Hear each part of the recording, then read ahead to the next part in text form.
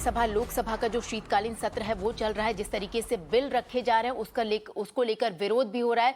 सबसे जो पहली खबर हम आपको बता रहे थे किस तरीके से आधार कार्ड को लिंक करना था वोटर आईडी से, उसको लेकर आखिर विपक्ष क्यों हंगामा कर रहा है आपको बता दें। हमारे साथ इस वक्त अरविंद सावंत हैं शिवसेना के, हम हमारे साथ जुड़े हमसे बातचीत करने के लिए। अरविंद जी, हमसे बातचीत करने के लिए सबसे पहले आपका शुक्रिया। सर, आपसे जानना चाहेंगे कि विपक्ष लगातार हमलावर है इस बिल को लेकर। सबसे पहला आपसे जानना चाहेंगे कि आखिरकार ये जो चुनाव का ये जो बिल आ रहा है, संशोधन बिल आ रहा है, इसको लेकर इतना शोर शराबा क्यों हो रहा है? क्यों, किस तरीके का खतरा दिख रहा है? इसमें खतरा ये है कि देखो, आधार कार्ड से लिंक करना भी ना, वो बात अलग है। उसमें कभी मेरे हाथ में बिल नहीं है, इसमें एक सेंटेंस है। उस सेंटेंस में आखिरी शब्द जो है, आखिरी वाक्य है, वो वाक्य जो उन्होंने इनकॉर्पोरेट किया है, वो मतलब जैसे मतलब मन में आए वैसे निर्णय ले लेंगे उसके बारे में, इस तरह का वेग उसमें स्टेटमेंट आया है। उसको लेकर विपक्ष कल भर इसकी बहस हो जाए, इसको स्टैंडिंग कमेटी में भेजे या पार्लियामेंट्री कमेटी, उसको इतनी आसान बात नहीं है ना। मुद्दा जो है ना, जो कुछ लोग बोल रहे हैं तो हाँ, उसके खिलाफ कौन बोलेगा? बांग्लादेशी को वोटिंग करने के मना करे, अच्छी बात है, लेकिन सरकार की नीति आज तक ऐसी ही रही कि कथनी अलग है, करनी अलग है उनकी, और उसके लिए ये सरकार विश्वास गंवा रही है। जबकि आदरणीय प्रधानमंत्री जी हर बार कहते हैं सबका साथ, सबका विकास, सबका विश्वास, तो विपक्ष में नहीं आता क्या? There is a miserable failure है कि पार्लियामेंट्री अफेयर्स मिनिस्टर को ये ऐसा लगता है कि सरकार को भी सदन नहीं चलाना है, उनको भी हंगामा चाहिए। उस हंगामे में जो उनको चाहिए वो बस बिजनेस ढकेल के पास करके लेना है, और उसी तरह सरकार को भी नहीं चाहती कि ये चले। उनका बर्ताव देखिए, आप प्रधानमंत्री घूमे उधर मुड़े भी नहीं है पार्लियामेंट में। ये आपको सही लगता है? सभी को लाओ, पूरा इतिहास निकालो लोकसभा का, पिछले पूरे सत्र में प्रधानमंत्री जी आए नहीं है। कोई तरीका है? अजय मिश्रा का जो विषय है वो बहुत ही गंभीर है, जबकि कोर्ट में कहा गया कि साजिश रची गई है, इसके बावजूद आप उसको टास्क करते हैं। मेरा उल्टा कहना है, अगर भारतीय जनता पार्टी विपक्ष में रहती तो क्या करती? याद हो, ये मत भूलो। आप लोग बार बार दुनिया को, विपक्ष को जिस तरह से कटघरे में खड़े कर रहे हो ना, ये मत भूलना कि यही भारतीय जनता पार्टी ने कांग्रेस की सरकार के समय में पूरा सत्र नहीं चलाने दिया था, और उसका समर्थन उस वक्त हमारे स्वर्गीय अरुण जेटली जी ने किया था। ये मत भूलना, ये बराबर भूल जाते हो। आज आप सत्ता पे है तो आपको लग रहा है क्या सदन चलाना चाहिए ये सब? तो ये भी तो जनता का ही विषय है ना जी। ठीक नहीं लग रहा है।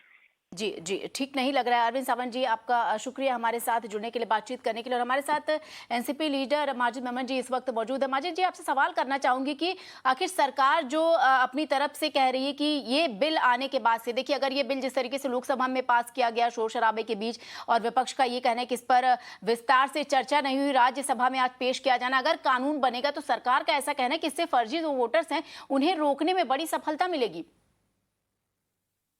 सरकार की नीयत साफ है और सरकार का मकसद जनता के हित में ही कुछ करना है, तो विरोधी पक्ष के नेता या उनके सामने जो भी लोग हैं वो उसकी मुखालफत क्यों करेंगे?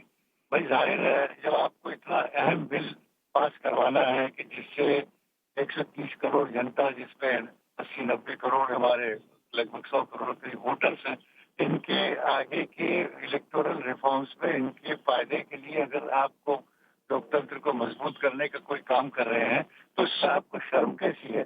आप इसमें सभी विपक्ष के नेताओं को भी कॉन्फिडेंस में क्यों नहीं लेते हो? आप पहले चर्चा क्यों नहीं करते हो? पार्लियामेंट में आप इसको पूरी तरह से डिबेट और डिस्कशन क्यों नहीं करवाते हो?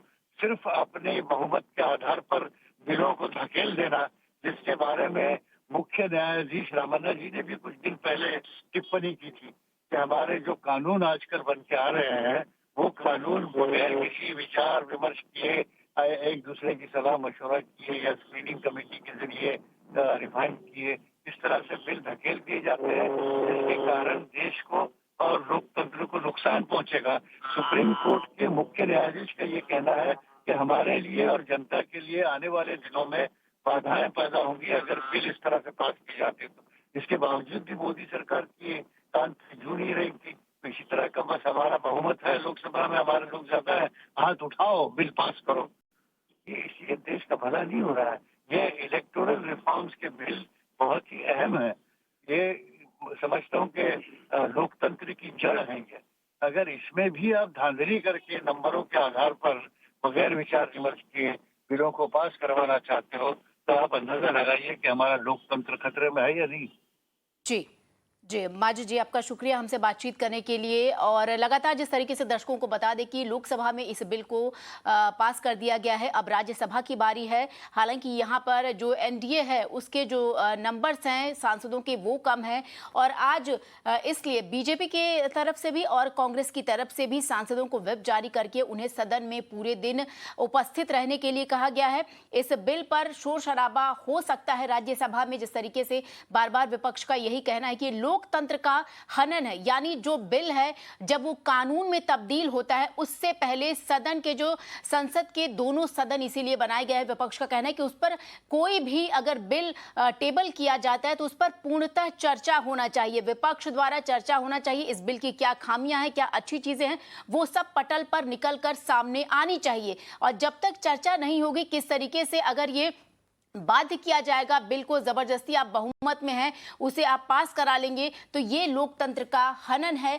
और ये सभी विपक्ष के जो नेता हैं लगातार उनकी तरफ से एक कवायद है कि ये बिल जो है चुनाव संशोधन जो बिल है, अगर वो कानून बनता है, अगर वो राज्यसभा में आज पारित हो जाता है और आगे चलकर ये कानून बनेगा, तो विपक्ष की तरफ से बार बार ये सवाल उठाया जा रहा है कि ये लोगों की निजता का हनन होगा, लोगों के जो व्यक्तिगत जानकारी हैं वो सरकार के पास होंगी। इसके साथ कई अहम बिंदु हैं जो थोड़ी देर पहले मैं आपके सामने भी रख रही थी, किस तरीके से विपक्ष जो है इन सब चीजों को लेकर एक एक करके सामने है कि नागरिकों के जो मौलिक अधिकार हैं उसका हनन हो रहा है, निजता के अधिकार का उल्लंघन होगा इस बिल के कानून बनने के बाद, और सरकार कुछ लोगों के लीगल अधिकार छीन लेगी। ये कई सारे बिंदु हैं, कई सारे अहम पॉइंट्स हैं जो विपक्ष द्वारा बार बार उठाया जा रहा है। और खास तौर पर विपक्ष द्वारा ये भी सवाल उठाया जा रहा है कि जिस तरीके से लोकसभा में इसे पारित कर दिया गया, चर्चा नहीं की गई इस पर, उस तरीके से वो जो तरीका है, वो जो व्यवहार है, वो एक लोकतांत्रिक देश के लिए, लोकतंत्र के लिए उचित नहीं है।